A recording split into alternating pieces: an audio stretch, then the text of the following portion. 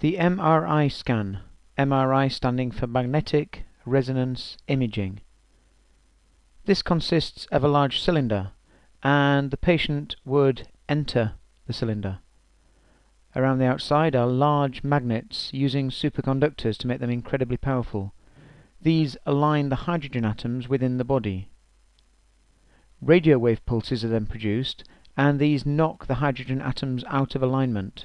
In effect, they excite the hydrogen atoms. When the hydrogen atoms realign themselves, they produce radio waves. It's these radio waves which are detected by the scanner, producing the image.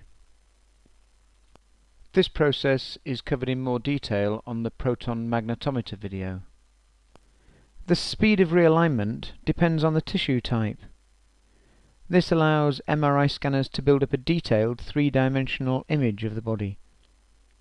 They're particularly good at imaging tissue which is shielded by bone, such as that inside the skull or the spinal column. This is because bone does not prevent radio waves passing through it. They do not involve X-rays, and so are considered safer than CT scans. If there are any loose magnetic objects in the room, they can become dangerous projectiles, as they are attracted towards the magnets. Also, the scan can cause some localized heating of body tissue.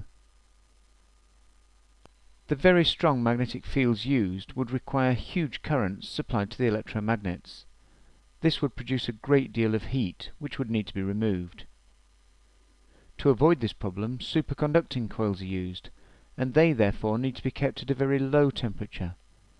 This, however, is easier than removing the heat produced by non-superconducting coils. The frequency of precession of the hydrogen atoms, known as the Larmor frequency, is directly proportional to the magnetic field strength.